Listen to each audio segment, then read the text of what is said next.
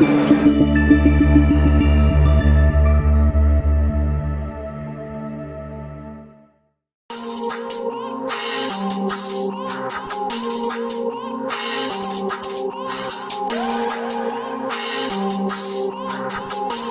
is Jessica, Oracle of the South. Join me tonight as we enter the portal into the world of cryptids, Bigfoot, aliens, UFOs, ghosts, and interdimensionals.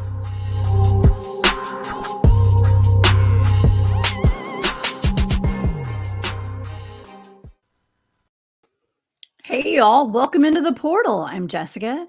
I'm so glad you guys are here, and I have an amazing guest once again with me tonight, and it's my friend Kristen Payton, one of my teammates. So before I bring Kristen up, I would love for you guys to go follow me on my YouTube channel, The Cryptid Huntress. I have all sorts of great videos there. My shows are all streamed live there, and I do tarot readings and oracle card readings, and yeah, just a good time. Okay, so y'all go subscribe to that. And also, I'm all over social media these days at The Cryptid Huntress, and my show is Into the Portal _Jessica, and of course, my shop, War Woman Goods. So if anyone would like to support my show and the things that I'm doing, please go to War Woman Goods on Etsy. I have a big sale going on this weekend. So, go buy some Native American turquoise and some vintage goods. All right. And I'm also going to be speaking at the Georgia Bigfoot Conference next month on April the 16th in Clayton, Georgia. So you guys get your tickets at the georgiabigfootconference.org. And so I have friends and family. Everybody is going to be at the Alabama Bigfoot Conference. So I didn't put it up to flash it up on the screen, but go to bamabigfootconference.com and you guys go get your tickets to that. That's in June. Okay. So further ado, I'm going to introduce my wonderful guest tonight. Kristen Payton is a Bigfoot and paranormal field researcher from Northeast Georgia. All right. She's a registered nurse at her local hospital and has ADN and BSN with multiple certifications. She not only works full-time, y'all, but she goes to school full-time, and she is getting her degree in higher education in medicine. Okay. So she loves making music and searching for cryptids, of course. Now, Kristen had her first encounter with Bigfoot when she was 16 years old, and we're going to hear all about that tonight. All right. So she's a member of my team's Anomalous Studies and Observation Group and the North Georgia Cryptid Researchers, okay? And she is one of the toughest women that I know, and the sweetest, too. So without further ado, I'm going to bring up Kristen Payton. Hi. Hey, Kristen. Hey, it's good to be here. Thank you. Welcome into the portal. I'm so glad you're here. I know. Yeah. Yeah, well, Kristen, you had quite an amazing experience when you were around 16 years old that got you super interested in Bigfoot, right? Mm-hmm. Actually, you were probably interested before that because your family was having activity, like really strange things happening on your property before that. So tell us a little bit about how you first encountered Bigfoot. So, my family had a bunch of odd experiences. We had some growls. We had some grass beds that we had found on the property. And I was younger when my parents moved there, so I'd go ramble in the woods a good bit. Just odd occurrences that we just chalked it up to it being a bear or something like that because we knew bear was on the property. So my mom even heard this horrific scream, growl that terrified her. So she thought Bigfoot, but of course, we were like, oh, Bigfoot's not around here. It's, it's up north. It's not in Georgia. Right. But that changed when I had my sighting. Wow. On my parents' property, we had taken a break from band practice. I was in the band. And me and the singer's wife actually wanted to take a little trip to the back of the property. And this property is 30 acres straight back into the woods, ends up at like a beaver pond. But there were eagle nests at the very back. And you get right out on the point, you can see the eagle nest. So we, hopped on the ATV and here we go. Didn't think a thing in the world about Bigfoot or any other critter. So as we were looking at the eagle nest, this thing come barreling towards us. We saw the trees. I mean, you could see the trees just moving, the brush moving. Everything was bending over as something huge was coming towards us. And it stopped in between us and the four-wheeler. The woods were dead silent. Oh, wow. Yeah, terrified. She started screaming. We're going to die. We're going to die. And I'm sitting there going, uh-oh, we just may die because we have nowhere to go. We can jump in the pond and that's it, because it blocked the little, what we call a pig path in between us and the four-wheeler. And it just stood there. But you could see this massive creature standing in front of us. The leaves were on the trees. It was warm, so you couldn't see a good view of it, but you could definitely see the darkness of it. The width was just humongous. Wow. So it stood there, didn't make a sound. We were still screaming, and it seemed like forever, and it was probably only like 10 seconds. This creature turned and walked away. And as it walked away, a hand and an arm come out into view in between like the leaves and the trees. And I knew at that point, it's not a bear, this is not a cougar, it's not anything, it's not a human, it's way too big. And it walked off like it had not a care in the world. Just like wow. Yeah. And we took off running. We hopped on the four-wheeler and we flew back home. Wow. How big was the hand? I mean, was it like Shaquille O'Neal size or bigger? I'll tell you, I went to the zoo in Atlanta quite a few years ago, and they had some gorillas in the enclosure. And when I saw that, the hand looked just like that. It was massive. I mean, it was double my hand size, because the width of the width of it.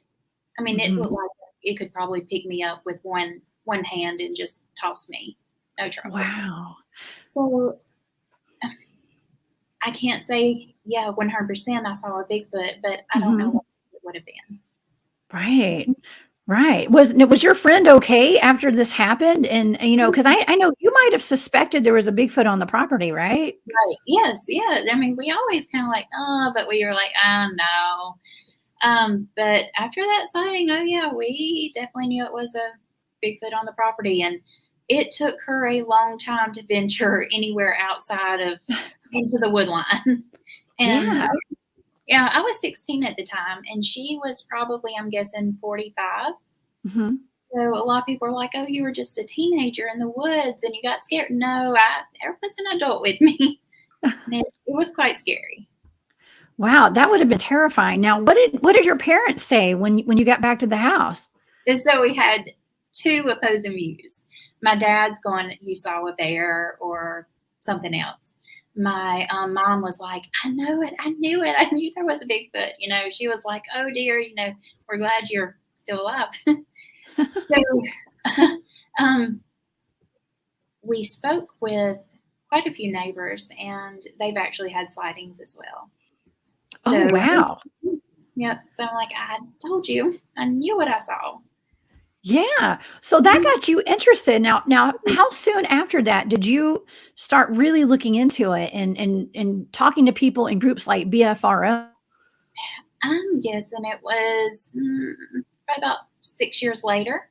I went to school for nursing and moved out, and just life happened. I got busy, right? But then the interest would just. It never left me. And I was having nightmares. So, oh, wow. Nightmares. And I still have nightmares about it. It sounded very traumatic, actually. That sounds like something that, especially for a 16-year-old, having that happen. Do you think that it woke something up inside of you when you saw that? Did it change your reality? I mean, what happened inside of your mind when that happened? It changed my life. I'm like, Yeah. oh, you always hear about a Bigfoot, but I mean, yeah, I don't know. I guess there could be some hairy creature walking in the woods. But then after I saw it, I'm like, okay, anything is possible, Yeah. and being out in the field after all of what I have seen and experienced, I'm like, there's nothing, you hear so much stuff. It's like anything is possible at this point. You just have to be Right. open to it and Yeah. don't laugh at people and don't make fun of them because Lord knows I sure have been made fun of a lot. Oh, yeah, all of us, but that's why we have to have a tough skin, right? And it's hard because you're such a sweet person, and and I mean, I get my feelings hurt. I used to get my feelings hurt real easily, and so that's probably why I didn't Yeah. go public with anything that I did, just regarding the Bigfoot Yeah. in paranormal research. I didn't go public with it very much because a lot of people get made fun of, Exactly. But there's, Yeah. after all these years and stuff, I'm like, well, you just need to come out and join me. just come join me before you make fun of me. Yeah, exactly. Well, listen, I can attest, Kristen, you are one of the toughest women that I know. And, we've been teammates for quite a while now. And, you go out in the field you have a lot of really good equipment. Okay. So like you're always getting like really super awesome evidence, right? And you're the one person on our team that happened to have a FLIR that recorded the portal incident that we had out in the meadow. So I'm kind of skipping over some things. I'm kind of fast forwarding, all of our experiences and things. But I was thinking, let's go ahead and talk about the meadow a little bit because that's where we do a lot of our research, where you and I spend a lot of time. And with one of our teams that we go, well, actually several of our teams, I guess, ASOG and North Georgia Researchers and all the guys from North Carolina and Virginia and Alabama and Georgia and everywhere. So let's talk about the meadow for a little bit. What are some of the weirder things that have happened to you in the meadow? Okay, so the meadow, that's just a whole box of mysteries right there. Yeah, right.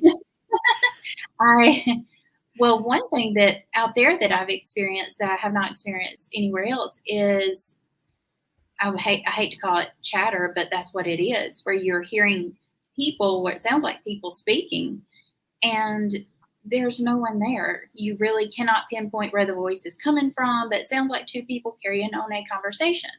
Mm-hmm. Not necessarily in English either, because I cannot understand it. Gibberish. Gibberish, yeah, gibberish. Gibberish. That Light language. No, I'm just kidding. something. I did a show on light language and Bigfoot talk, so I Something. had to throw it in there.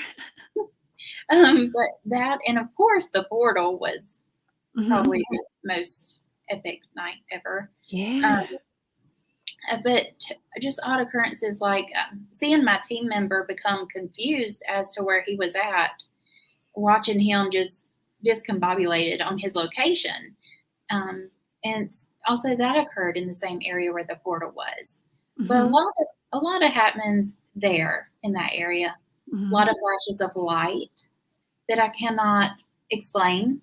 It's like someone took a camera and just flashed.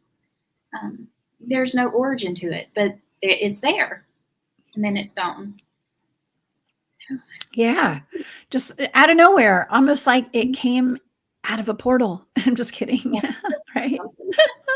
Right. So, yeah, I mean, I've experienced some weird stuff out there, of course. And I've had, Bob Grumpy Wilson on. I've had David Pardue and Trey Hudson, and I've had Craig Jackson, and I mean, Matt Delph, and I've had all sorts of people from our teams. I'm sure I'm forgetting somebody, so please forgive me, you guys. I had a few shows. But I mean, most of our team out here, I'm missing Daryl. We'll get Daryl on soon, I promise. Yeah. Hey, Daryl. I haven't forgotten everybody. But we all have different experiences out there. We've all experienced different things. I think Bob, of all people, has experienced the most weird stuff, with his just body turning into an orb and shooting off, Yes. weird things that it's hard to explain these things to the general public, right? Because it sounds so crazy. This Is. is not normal. People don't turn into an orb of light and shoot.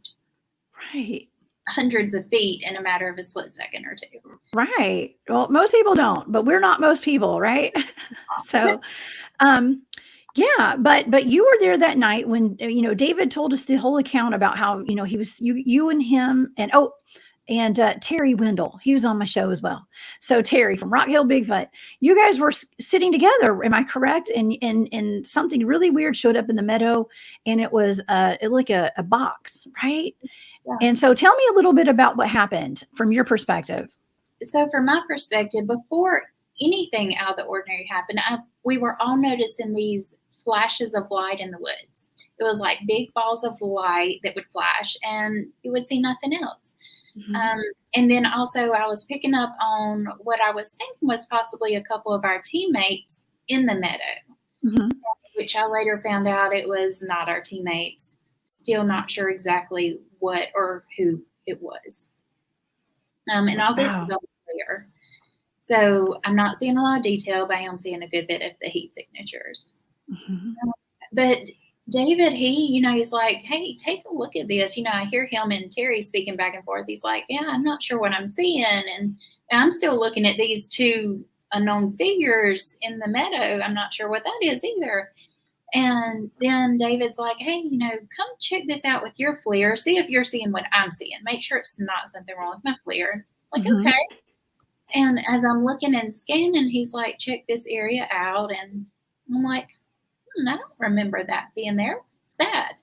And we're, I'm focusing in on it, and I'm changing the heat palette. And there is basically what he describes is an area that's hot. It is in the shape of a rectangle box. The bottom of it is hotter. It's lit mm-hmm. up on the flare. And there is like a cross kind of leaning right to the left of the box area. Wow. By the time I had gotten around, got my FLIR, found out where it was at, it had started to dissipate. And he's mm-hmm. like, did you see what I saw? And he's like, yeah. And we're going back and forth. And then it actually started forming again. Of course, mm-hmm. we're radioing back and forth, telling teammates, hey, we're seeing this. Are you guys catching any of this? Anything else happening? Mm-hmm. But the second time it formed, it was not as bright, I guess. It was not as noticeable as the first go round. And that was what I caught. So, mm-hmm. and then it faded away.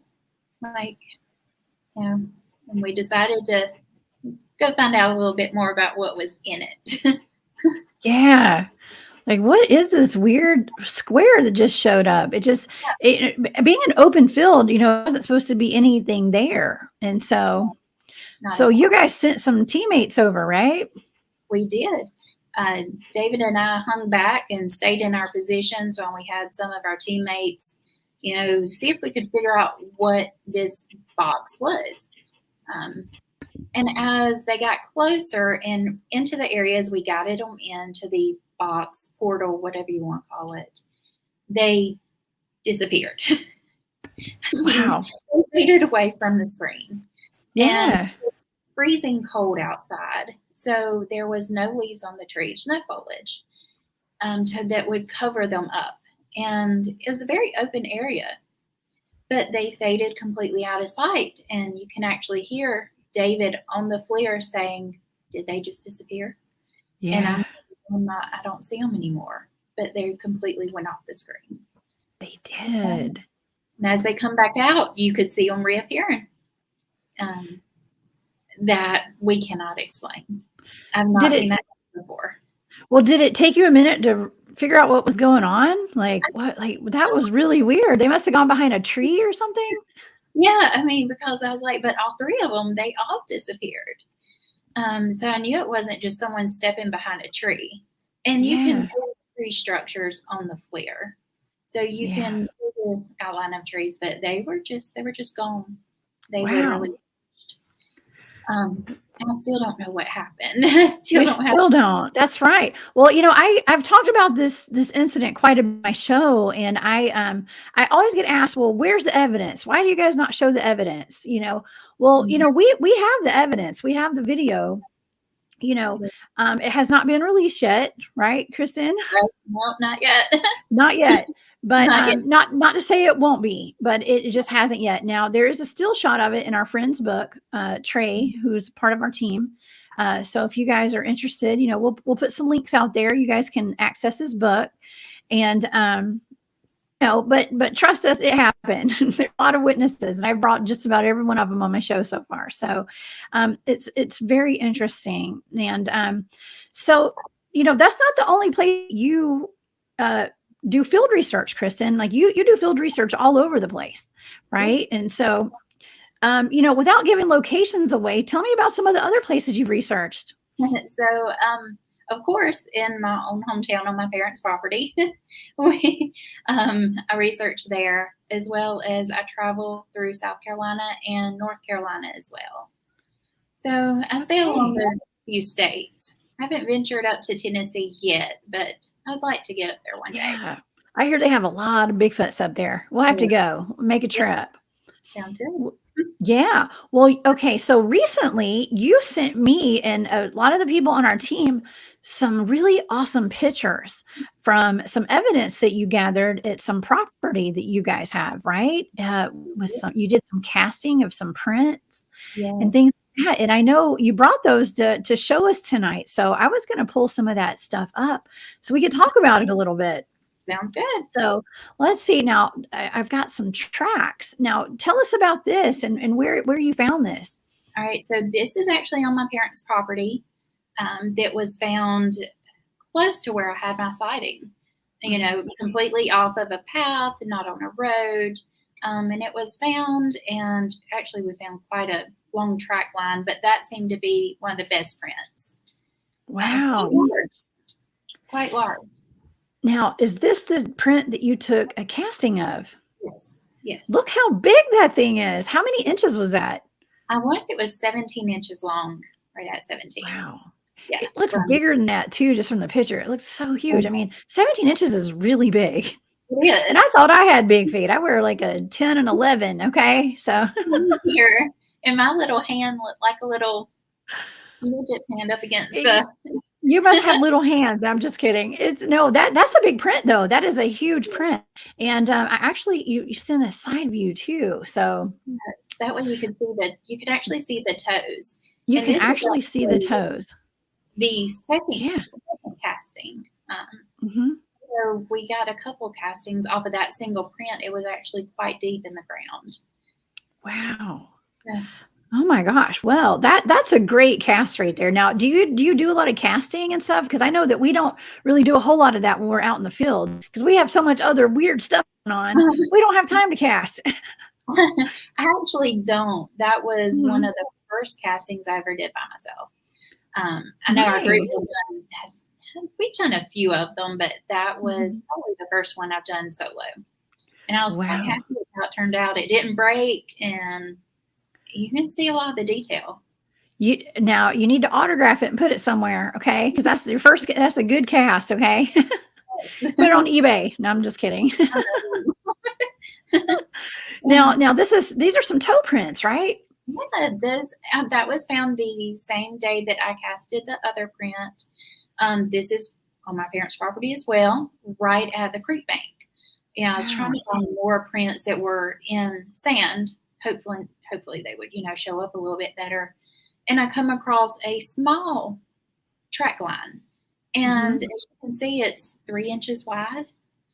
But the toes were just so pronounced. And you can't quite see the heel, but it looks like it was coming up the creek bank. And the toes grabbed pretty good. But I was super excited because I'm like, oh, it looks like a little baby. That is really cute.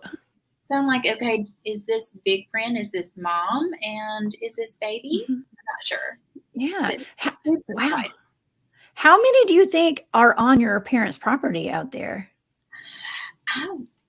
It's hard to say, but I would imagine a few of them because of my mom has had some, I would say, encounters of some rocks being tossed down at her. Feelings of like, maybe it would be in this spot and also in this spot of and then you'll get the feeling of I need to get out of here. So I would imagine it would be more than one. And we've had some whoops and some other little noises that would go back and forth. So I know it's more than one, but not sure how many. Wow. Yeah. Well, now I've been hearing a lot about how Bigfoots migrate, and that's just something that I haven't really talked about a whole lot on my show. Now, do you think that these creatures or beings are, do you think that they are migrating, or do you think they live on that property? I think they come through.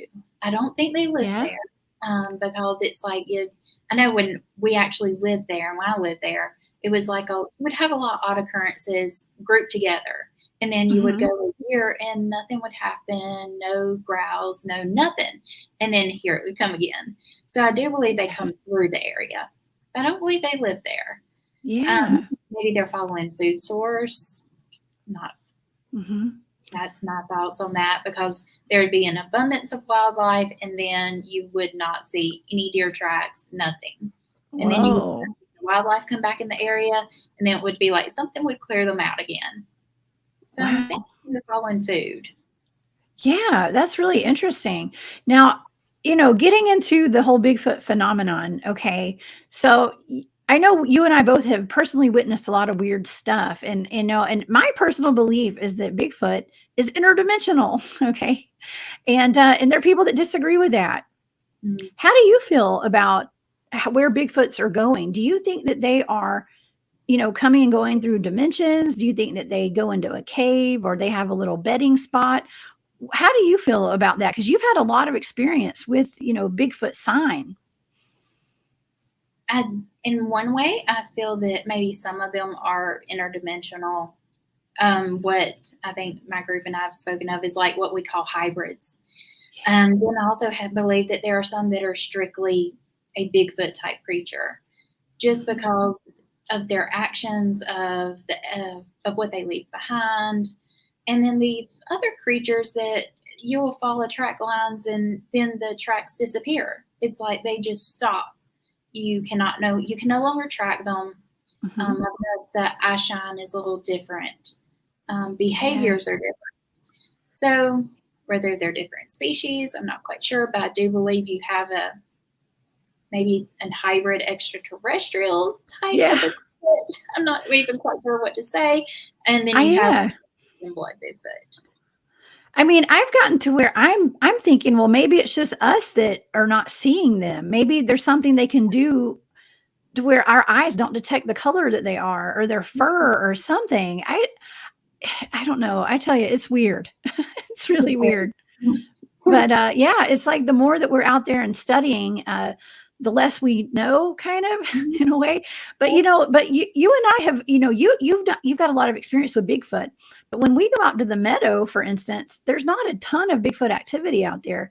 It's all other stuff, right. that's inexplicable, that we don't really understand, like the orbs and the lights and the portal and things like that. So, do you feel like that research, like, did you go out to the meadow in that area with that team? Because we're out there with the cryptid researchers, right? Do you Right. feel it's kind of shifted from Bigfoot to the other now?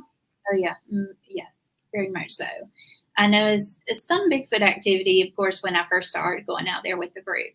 But Hmm. now I haven't noticed really any Bigfoot activity the past several times I've been out there. It's all Right. been lights and voices and just odd happenings that you can't explain that's not Bigfoot related. Hmm. Um, Yeah. so what that is, I'm not sure on that. It's I'm just not either. questions and not enough answers.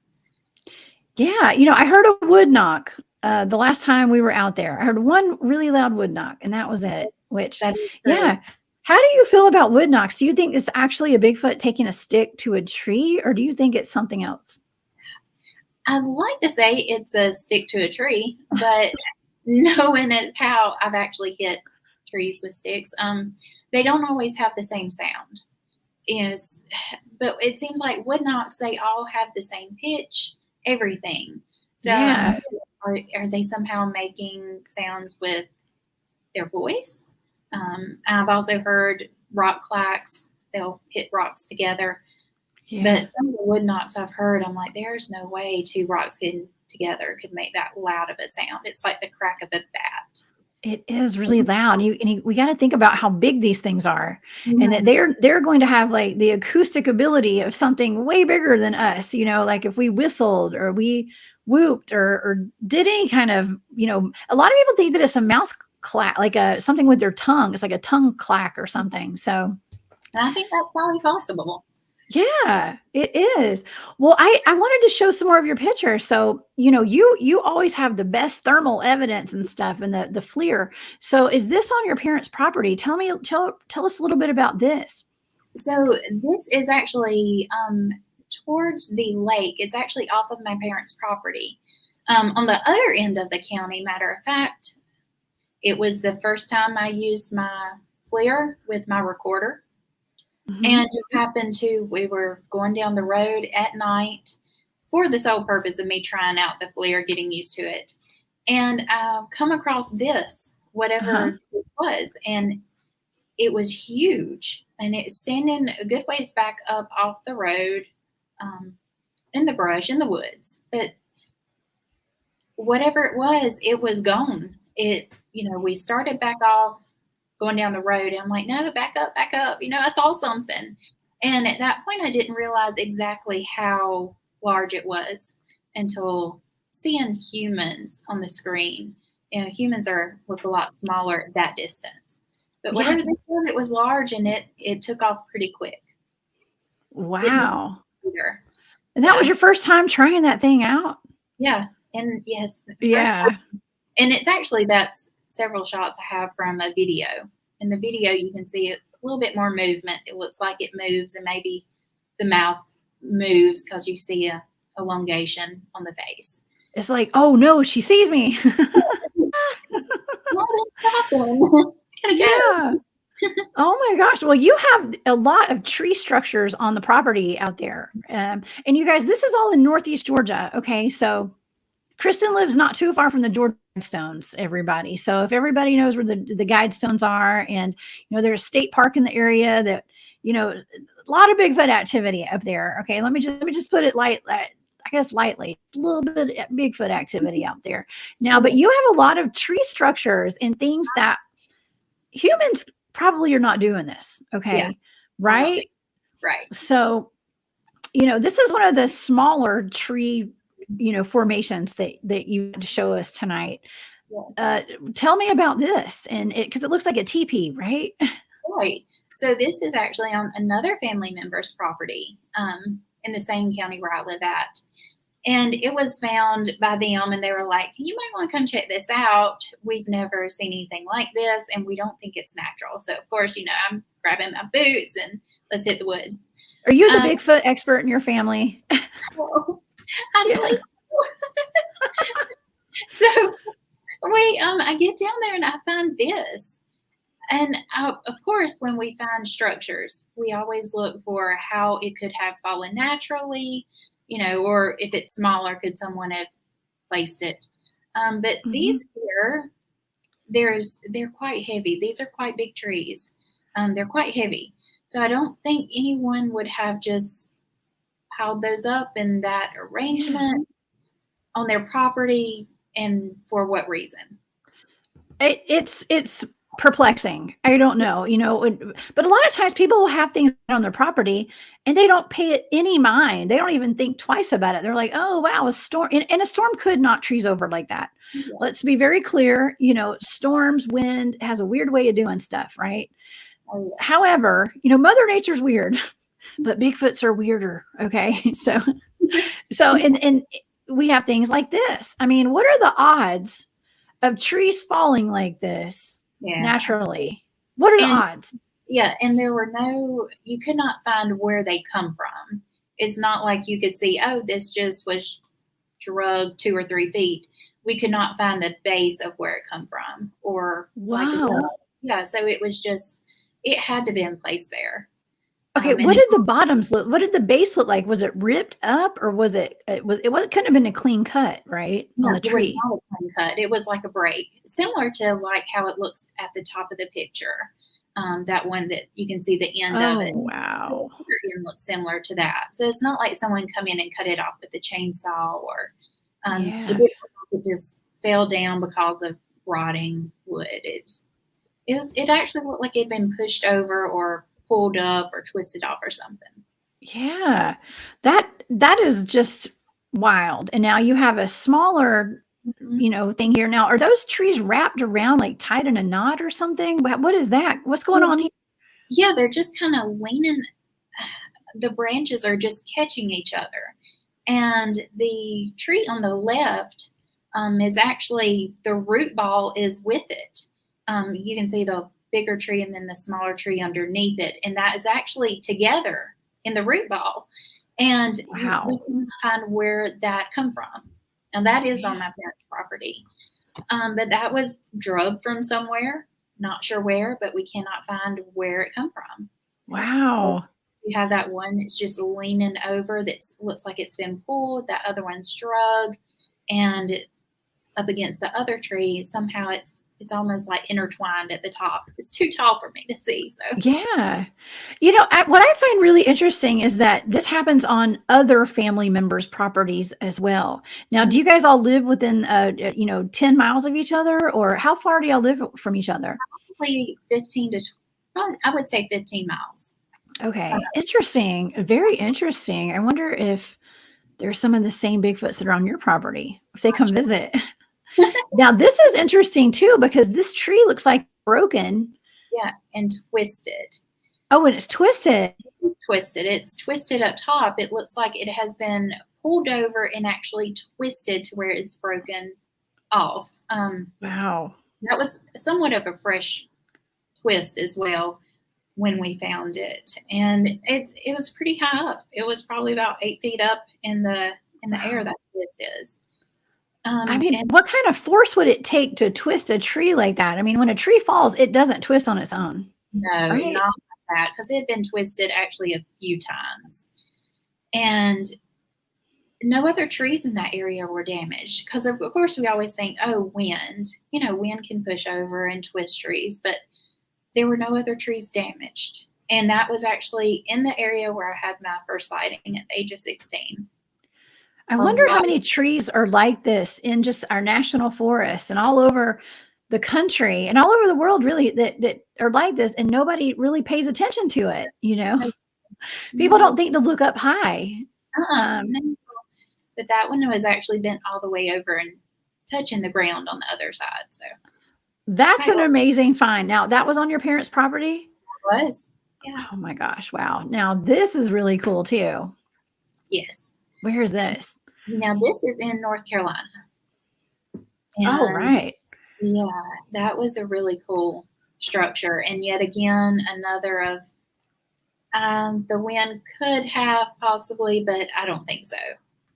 Probably, yeah. How they were placed and leaning, supporting each other, I don't see how it could have been the wind blowing something over. It should have fallen. Interesting. Now, that's one of your research areas, right? And this one, is this in the same area? Same area as well. And matter of fact, I think it has actually fallen in now. That was when I first started going up there. And I know my other research partners had actually seen it maybe when it was fresh built. It was pretty sturdy then. By the time that picture was taken, it actually kind of started to fall a little bit. But still, how did that happen naturally? Yeah. It doesn't normally happen like that, I don't think. Now, this picture is one of my favorites because this tree is upside down. It is. Right? It sure is. And the top. How does that happen? I don't know. As far as humans, I don't see how a human could have done that. Because trees are pretty heavy. And then why would you turn a tree upside down? This is not on a path. You would have to, like we do, just take off walking through the woods and stumble across something like this. Wow. Now, we're getting a lot of questions tonight from people really liking these tree structures. Now, they're wondering if there are houses around where you have the teepee structures and on your parent. Now, how close is your parents' house to these structures? it is a good ways back. It's my parents' house was basically close to the road. And Okay. then the property went 30 acres straight back into the woods. Like the Okay. property was not very wide. So I think it's a good Yeah. distance, a very good distance. And most of the activity is at the very back where the beaver pond is. Okay. You can't see any house or any structure from that area. Okay. Now we're going to look at the handprint photo. Now, this is something that David Pardue showed on the show when he was here, but you were there as well on the restroom out at the camping place where you guys were. There was a gigantic handprint. So that's your little hand right there beside the gigantic hand, right? Yes. And there are multiple handprints on that outhouse. And what I find so interesting is you could actually even see the detail of the fingerprint. The dermal ridges. Yes, Wow. you could. And the width and the size, I mean, that was probably about the same size as what I saw when I first had my sighting. If you could picture that creature's handprint, that's probably about the size it would be. Massive. I mean, your hand is the size of one of those fingers. Yeah. I mean, literally. It's like the length of one finger. I mean, that's how big that is. That is a huge hand. And just think, it was peeking around the bathroom probably right before you had to go to the restroom. Was it just kind of something that showed up that one morning after you guys had been there at night, or when did y'all notice that? I was actually staying in another research area, and my team was like, we just had another incident occur right up the road. Come check it out with us. And I'm like, okay. He's like, you guys see this. And that's where we found the handprint. They had actually found it before I was there. So they drove me up to the area, and I got to walk around and look. And I mean, just watching or just seeing that huge handprint, it was amazing. And it sounds like it'd be kind of scary, honestly. And, but a lot of things we do are scary. And yes, we have been inoculated, right, Kristen? Do you feel like you're inoculated to all the high strangeness yet? Yes, for sure. And speaking of more high strangeness, we have a couple more trees to show everybody, and some bones. We're gonna show those bones before we go tonight too. Right. So is this a tree twist? Yeah, it is. It's a tree twist right outside of the camping area, and not saying a human could not have done that, but I'm not sure why they would have. But it is a definite twisted over and twisted around a few times, which would take a good bit of strength. But I mean, I just carrying logs for my fireplace from outside to inside. Wood is heavy. Okay. Yeah, it is very heavy. It's heavy, and it's not easy to twist. Like, have you ever? I mean, I can't just take like a stick and just break it, like big sticks like that. I mean, that takes a lot of force, a lot of force. So here's another tree structure. Now, is this in North Carolina as well, or is this on your family's property? This is actually in Alabama. Oh, okay. Alabama. Yeah, so you're all over the place, all over the South. Yeah. The trip that we had actually taken overnight, walking through the woods. I'm not sure how far we walked, but I wasn't sure I was going to make it back. I know it was that long of a trip. But we come across this structure again, I don't even know, teepee-like structure that we couldn't find where they had come from. It didn't look like the wind had just blown some trees over. It looks like they were in place there. Very cool. Very cool. Now, did you find this print there at the same area, or is this somewhere else? South Carolina. South Carolina. All right. We're covering all the states. We're covering all the South. We're just going all through the South. Yes. I mean, I see toe prints. I see some toes right there. Yeah. And this is in a very remote area. Actually, there were several prints, and I had to walk quite a ways to get back to where this was. And there were a bunch of briars and thorns, and I'm not sure. I do not believe a human would be out there walking around barefoot. You know what? Not normally, but however, in Atlanta and around Georgia, we have something called the Barefoot Running Club. And if you don't know about the Barefoot Running Club and you're up in the North Georgia mountains, you can get tricked pretty easily. Okay. Because I think it's a little wacky personally, because my feet are so sensitive. Like, I could not imagine running and I'm not no shade at anybody, y'all. If y'all are barefoot runners, that's fine. But for me, I couldn't do that because my feet are way too soft. Okay. Yes. Well, and I don't run real well in the woods unless something's chasing me. So yeah. If you see us running, you better run too. we don't run, right? We don't run. If we run, there's something really bad going on. Okay. Something's really coming after us. And, seeing something like this might make somebody run. Like, how big are those bones right there? And where did you find those?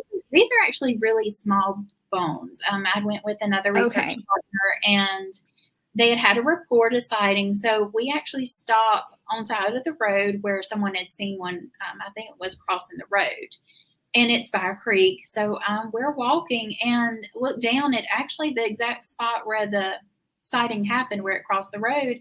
And there are these two bones laying right on the side of the road. Interesting. I thought they were like huge bones from the picture, and I was thinking, well, that would be really scary. That way, but no, there were like a warning. Almost like, hey, this is exactly where I walked across. Come take a look. Yes. It was just in a little X, and anyway, it was quite interesting.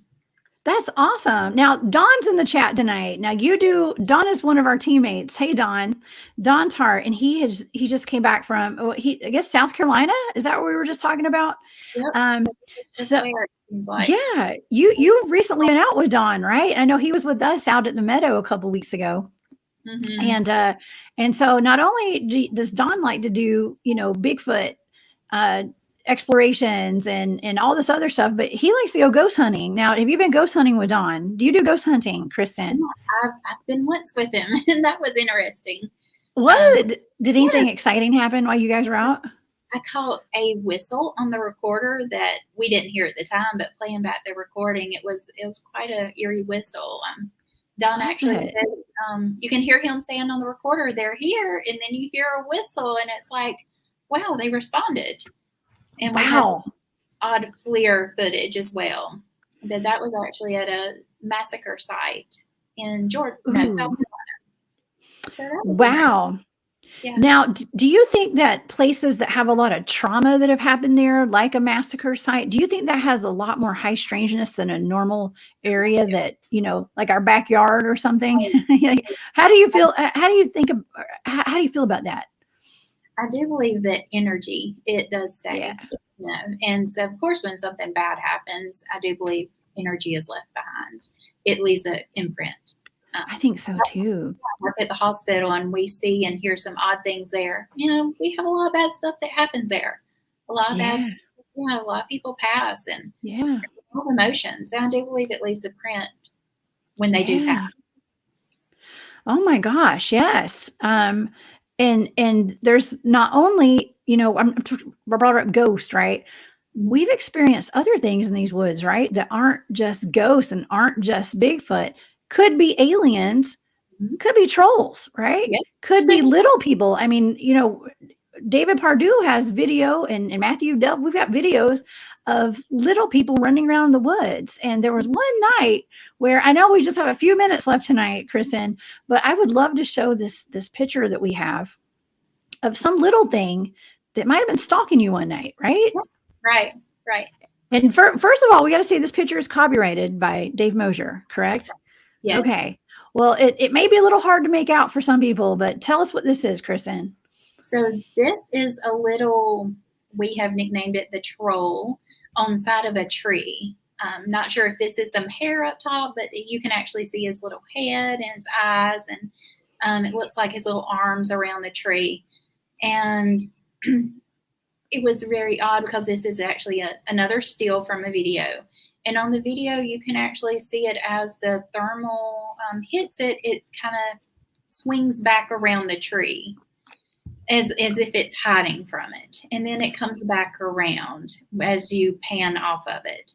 And at that point, we did not see it. We did not notice it. But going back and looking at the footage, Dave actually picked it up and was like, you got to check this out. Because we were standing quite close to it. And wow. And found the tree, and you can actually see where the bark had kind of been scraped off where something had been moving around on it. It was missing a good bit of the bark. That's really scary. Now that is something I totally see it. I've seen this picture before, and I can definitely make out something that looks like a little troll or something, but it could be an alien, right? Possibly. I mean, it's hard to label things. Because there's a lot of Bigfoot activity where that was taken out. So not sure what it was, but it was kind of cute. It does look cute, but also to the normal person that could be terrifying, right? Oh, yes. So, yeah, I mean, it's scary to me just thinking about it. You know, when you let your mind wander too much when you're out in the woods, it can make you a little anxious. Okay, so that's why we try not to do that. And Kristen, you are literally the toughest woman I know, for sure, and the sweetest.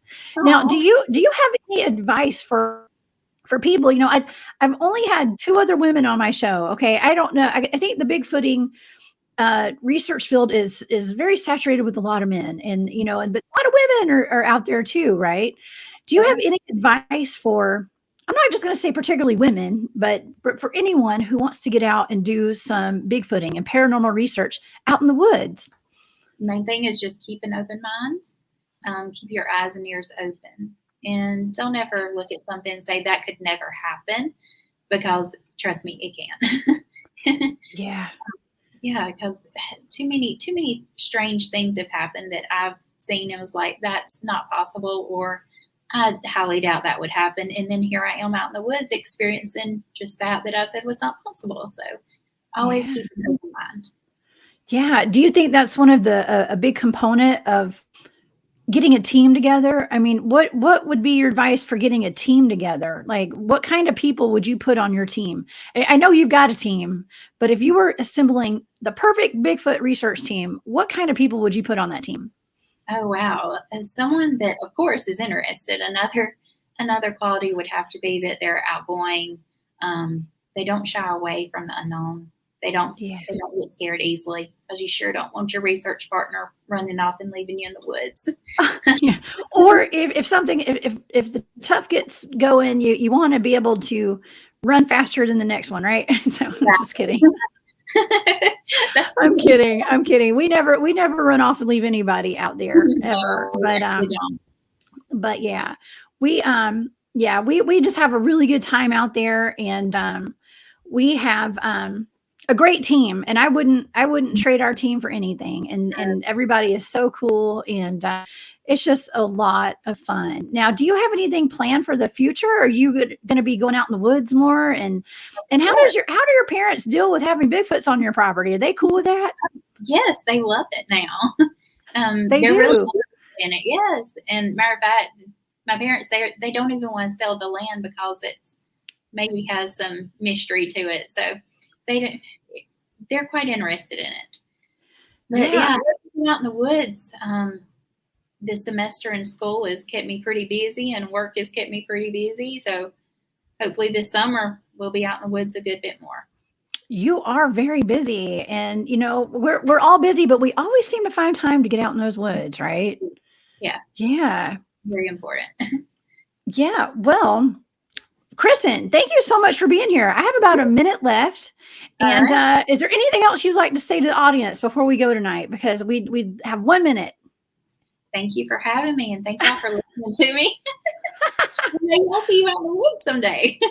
Yeah. Well, hey, I'll be back in the woods soon. I know weekends are going to be kind of full from here on out for a while, but hey, the weather's getting nicer. Yes. And Kristen, thank you so much for being here. And you guys, everybody, I would love for y'all to join me next week. I'm going to have John Benevitter on the show, and he is the author of Relics, a book series about Bigfoot and all things paranormal. So that's going to be a really fun show. And Kristen, thanks again for coming on. Thank you. I hope you'll come back again.